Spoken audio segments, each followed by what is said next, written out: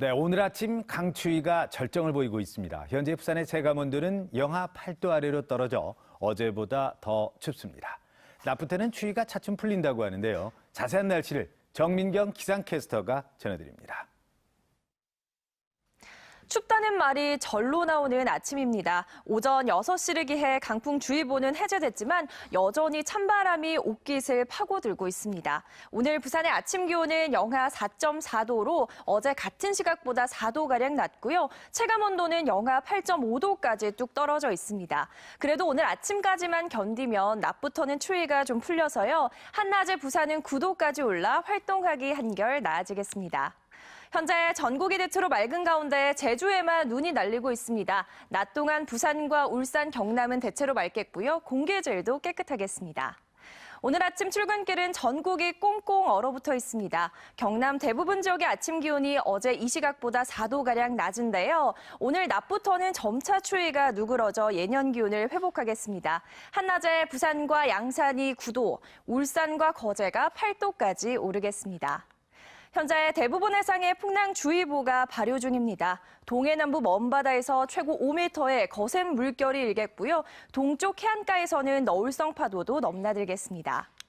당분간 오늘만큼의 심한 추위는 없겠고요. 주 후반쯤 비가 내릴 전망입니다. 날씨였습니다. 코로나19 확산으로 지난 3주 동안에만 국내 항공업계는 3천억 원대 매출 피해를 입은 것으로 조사됐습니다. 특히 자본력이 부족한 저비용 항공사들은 5년 전 메르스 사태 당시보다 더 어려운 상황이라고 하소연을 하고 있습니다. 송광무 기자가 보도합니다. 지난 주말 김해국제공항 국제선 출국장. 평소 붐볐던 주말 공항은 평일보다도 더욱 한산한 모습입니다. 2년 전 겨울과 비교하면 썰렁한 분위기는 확연히 눈에 띕니다. 여행은 이 오래전부터 계획을 잡아놨던 거라서 애기들하고 다 이렇게 한 10장씩 지금 이렇게 여행 하루에 한 개씩 이렇게 갈 수 있도록 지금 이렇게 좀 준비하고 있습니다. 여행 심리가 꽁꽁 얼면서 지난 3주간 항공사가 고객에게 환불한 금액은 3천억 원. 특히 자본력이 부족한 저비용 항공사는 눈앞에 닥친 매출 절벽에 휘청이는 모양새입니다. 에어부산과 제주항공 등은 임원 급여를 삭감하고 사원들을 대상으로 무급 휴직제를 도입하는 등 사실상 비상경영에 들어갔습니다. 중국이랑 동남아까지 좀 피해가 커서 현재는 전체 노선에서 수익을 낼 수 있는 노선이 거의 없다고 할 수 있을 정도로 상황이 좋지 않습니다. 5년 전 메르스 당시 국내 사망자는 38명. 이에 비해 코로나19로 인한 국내 사망자는 발생하지 않았습니다. 그러나 초기 대응에 실패했던 메르스 때의 학습 효과로 해외여행 등을 기피하는 분위기가 더 확산됐고 동시에 저비용 항공사의 규모 자체가 커지면서 5년 전보다 상대적으로 매출 타격이 클 수밖에 없는 것으로 분석됩니다. LCC 항공사들의 공급은 더 늘어났는데 비해가지고 실은 LCC 항공사들은 중단거리 노선을 목적으로 해가 주로 취항을 하잖아요. 동남아시아에 이제 퍼져 있는 이 위기가 메르스보다는 훨씬 더 강하게 다가오죠.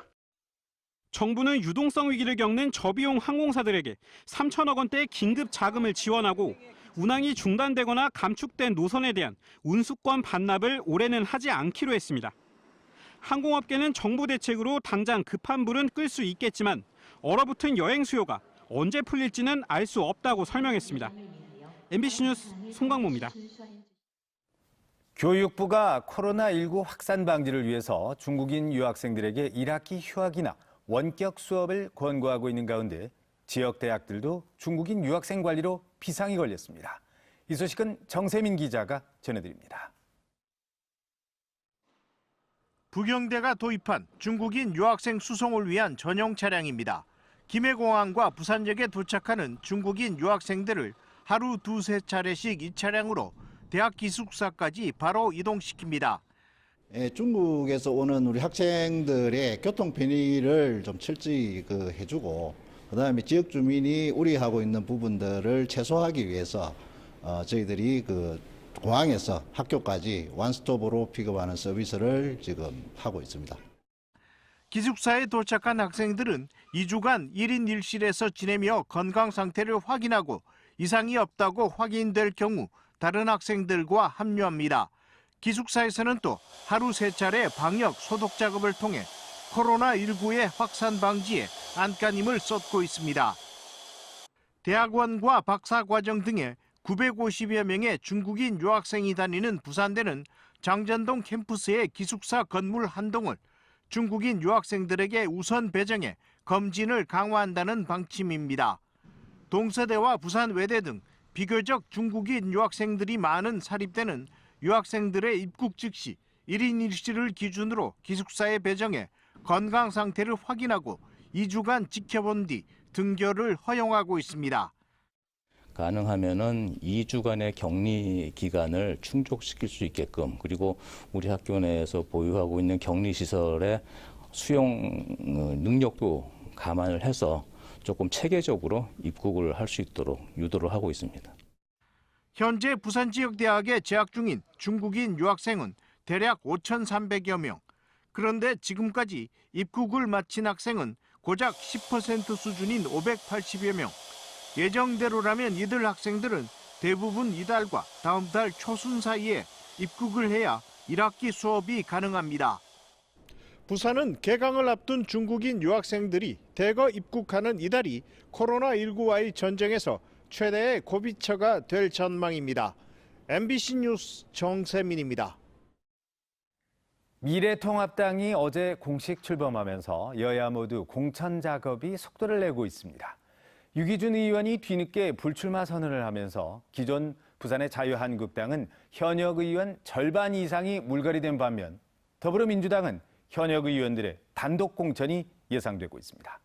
조재형 기자가 취재했습니다. 보수 세력이 하나로 뭉친 미래통합당이 총선 58일을 앞두고 공식 출범했습니다. 보수 통합이 현실화되면서 이제 관심은 공천에 쏠리고 있습니다.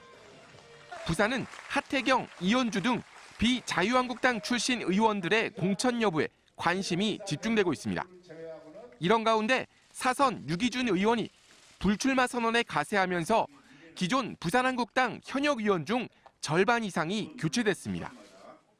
부산 서구동구 주민 여러분, 저는 이번 21대 총선에 현재 지역구에 출마하지 않기로 결정했습니다. 이에 따라 다선 물갈이 목소리는 잦아들고 미래통합당의 공천 선택지는 그만큼 넓어질 걸로 보입니다. 반면 더불어민주당은 PK 공천을 두고 잡음이 일고 있습니다. 현역 의원 6곳 지역구는 이렇다 할 경쟁자가 없어 단수 공천이 이뤄질 걸로 예상되는데 민주당 공천관리위원회가 북강서울과 양산갑에 전략공천 방침을 밝히면서 기존 후보들이 반발하고 있습니다.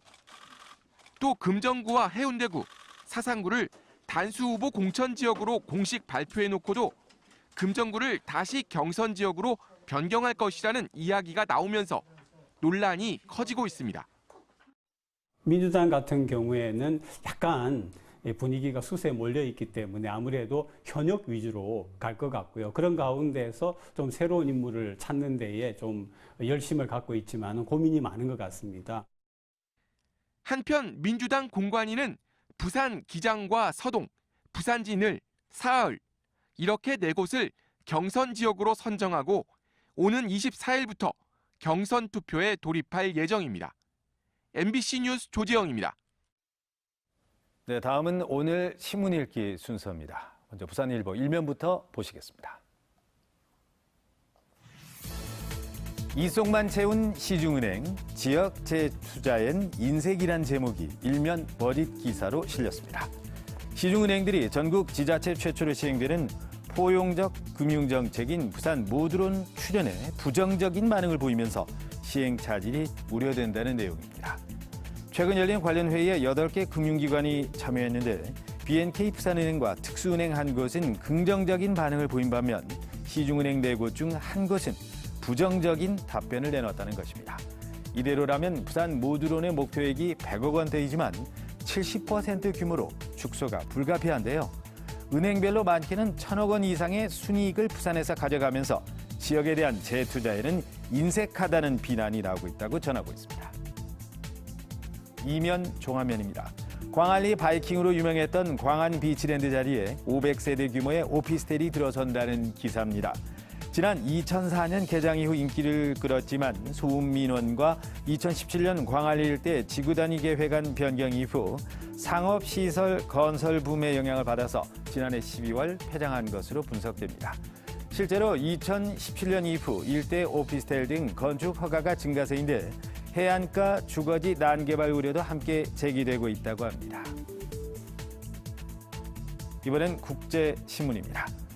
부산 최초의 기숙사형 창업지원센터가 5개월째 입주생 미달 상태를 보이고 있다는 소식이 일면에 실렸습니다. 지난해 9월 연산동에 들어선 기숙사형 창업지원센터는 사무공간과 주거공간을 갖춰 창업에 전념할 수 있도록 꾸며졌지만 정원 50명 가운데 35명만 입주해서 지원자가 몰린 서울센터와 대조를 이루고 있다고 합니다. 홍보 부족과 까다로운 입주 조건으로 청년 창업가들의 외면을 받고 있어서 단기간에 구체적인 성과를 요구하는 등의 문턱을 낮출 필요성이 있다고 지적하고 있습니다. 12면 경제면입니다. 부산도시공사가 주택을 사들여 수리를 한 뒤 저렴한 보증금과 월세를 받고 주택을 공급하는 매입 임대주택 사업을 위해서 역세권 주택 190채를 매입한다고 밝혔습니다. 공급 물량은 청년 120채, 신혼부부 30채 등으로 역세권 등 입지가 좋은 지역에 지어진 신규 주택들을 우선 매입할 방침이라고 합니다. 지금까지 오늘 신문 읽기였습니다. 다음은 오늘 부산에서 열릴 주요 행사를 정리했습니다. 투데이 부산입니다. 글로벌 시대를 선도하는 부울경 메가 리전 전략 정책 세미나가 오후 2시 부산 유라시아 플랫폼에서 열립니다.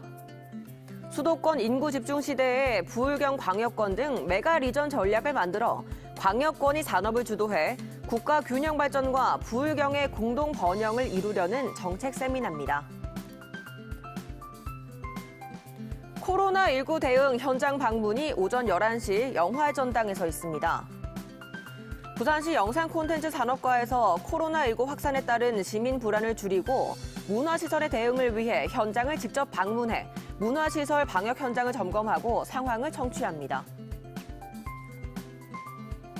부산시 한국장학재단 창업지원 업무협약 체결식이 오늘 오후 2시 한국장학재단 부산센터에서 열립니다. 부산시가 한국장학재단과 창업지원 업무협약을 맺고 대학생들의 장학 지원을 확대해 창업 활성화를 꾀하게 됩니다. 지금까지 투데이 부산이었습니다. 시내의 한 오피스텔에서 한밤중 부탄가스가 폭발하는 사고가 발생했습니다. 원룸에 살고 있던 20대 여성이 화상을 입었고 폭발 충격으로 오피스텔 외벽 유리창이 깨지고 주변에 주차돼 있던 차량 7대가 일부 파손됐습니다. 현지호 기자가 취재했습니다. 도로와 주차된 차량 위로 유리 파편이 와르르 쏟아집니다. 굵직한 막대들도 함께 나뒹굽니다. 어제 새벽 1시 반쯤 부산 금정구의 한 오피스텔 8층에서 부탄가스가 폭발했습니다. 굉음에 놀란 거주자 20명이 긴급 대피하고 잠에서 깬 주민들은 공포에 떨었습니다. 쾅 하는 소리가 크게 나가지고 내려와 보니까 그 도로의 유리 조각이 완전 산산조각 났고요. 그 창틀 프레임 같은 것도 떨어져 있었고. 사고가 난 건물 앞입니다. 폭발과 함께 유리창이 깨지면서 파편이 10m가량 떨어진 이곳까지 튀었습니다. 이 사고로 8층 원룸에 살고 있던 29살 A씨가 양쪽 무릎 쪽에 2도 화상을 입고 병원으로 옮겨졌습니다. 또 폭발 충격으로 오피스텔 외벽 유리창이 깨졌고 주변에 주차돼 있던 차량 7대가 일부 파손됐습니다. 본인이 좀 고민이 있고 뭐 그렇던 것 같아요. 그런 부분은 조금 있습니다. 있는데 그러면 정확하게 지금 개인 프라이버시 문제도 있고 이러네. 경찰은 A씨를 상대로 정확한 사고 경위를 파악하는 한편 방화 혐의 적용 등을 검토하고 있습니다. MBC 뉴스 현지호입니다. 다음은 한 주간의 주요 사건, 사고 뒷이야기를 정리했습니다. 사건 수첩 박준호 기자입니다. 코로나19 감염자 행세를 한 20대 유튜버가 경찰을 비난하는 영상을 계속 올리고 있습니다. 구속영장이 기각된 뒤 이번엔 경찰들아 나한테 그만 집착하라는 제목의 영상을 올렸습니다. 진짜 할 일이 없으세요? 아니 지금 부산에서 막 강력범죄가 수십 건 일어납니다. 미결 사건만 많다고요. 특히 경찰 수사권을 얘기하면서 명예훼손이 될 만한 내용도 언급하는 등 도발의 수위가 높아지고 있습니다. 지난 10일 인도네시아 해역에서 숨진 한국해양대 3학년 실습생의 부검이 어제 실시됐습니다. 해경은 검안위와 함께 일사병으로 숨졌을 가능성과 함께 가혹행위나 독극물 타살 등 모든 가능성을 철저히 수사한다는 계획입니다. 정확한 부검 결과는 한 달 뒤쯤 나올 것으로 예상되는 가운데 유족들은 내일 오전 해양대에서 추모식을 갖고 발인을 치를 예정입니다. 혈중 알코올 농도 0.101%의 만취 운전자가 몰던 승용차가 마트로 돌진해 종업원 1명이 다쳤습니다. 한순간의 그릇된 선택으로 형사 처벌과 함께 종업원 치료비와 마트 영업 손실에 따른 경제적 보상까지 오롯이 음주운전자의 책임이 됐습니다. MBC 뉴스 박주로입니다.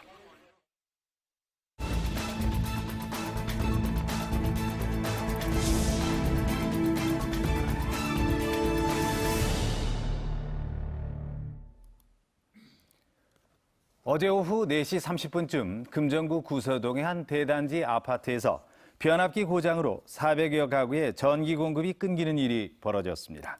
전기안전공사는 변압기 교체를 위해 아파트 전체 전기 공급을 차단했으며 1,700여 가구 주민들은 추위 속에서 4시간 넘도록 불편을 겪어야 했습니다. 한국전력은 아파트 변압기가 노후되면서 고장이 난 것으로 보고 있습니다. 어제 낮 1시 50분쯤 영도구 대교동 영도대교 인근에서 32살 A씨가 물에 빠져 있던 것을 목격자 신고를 받고 출동한 해경이 구조했습니다. A씨는 저체온증을 호소해 병원으로 옮겨졌지만 다행히 생명엔 이상이 없었습니다. 해경은 A씨를 상대로 정확한 사고 경위를 조사하고 있습니다.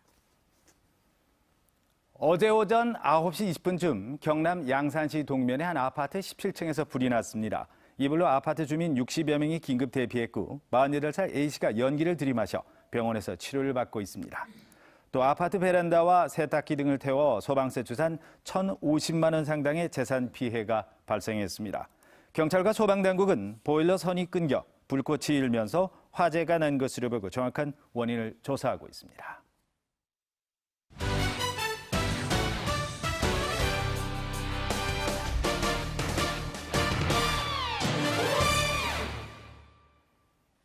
프로야구 롯데자이언츠의 이대호 선수가 올해 전체 한국 프로야구 선수들 가운데 가장 많은 연봉을 받는 것으로 조사됐습니다.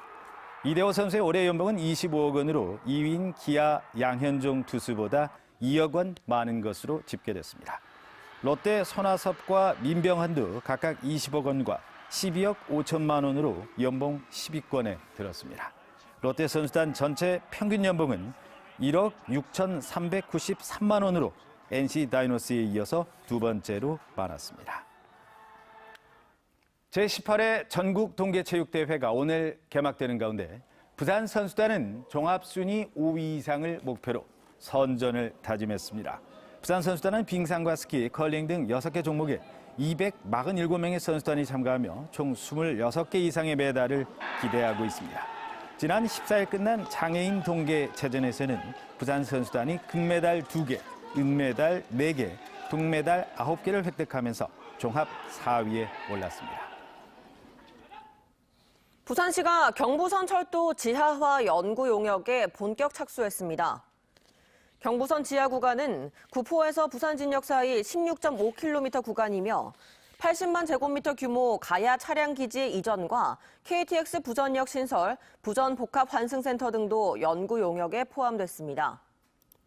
부산시는 2024년 공사에 착공해 2028년 공사를 마무리한다는 계획이지만 1조 3천억 원에 달하는 사업비 조달이 사업 시행에 관건이 될 전망입니다.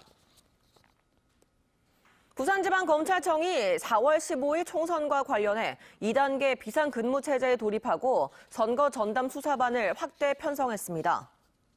부산지검은 선거 사건 처리 경험이 있는 검사와 수사관을 추가 투입해 선거 전담 수사반을 검사 10명, 수사관 30명으로 확대했습니다. 수사반은 검사마다 전담 선거구를 지정해 해당 지역 선거관리위원회, 경찰서 등과 24시간 비상 연락망을 유지하는 등 협조 체제도 구축할 예정입니다. 부산시 선관위가 어제 21대 총선 선상투표 설명회를 가졌습니다. 이번 설명회는 4.15 총선부터 도입되는 전자팩스를 이용한 선상투표 방법과 유의사항 등을 안내하고 선상투표 참여를 높이기 위해 마련됐습니다.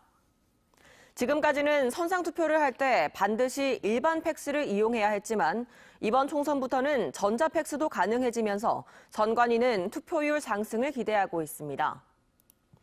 한편 선상투표가 첫 도입된 18대 대선에서는 투표 신고율이 64.6%였지만 지난 20대 총선에서는 28.2%로 낮아졌습니다.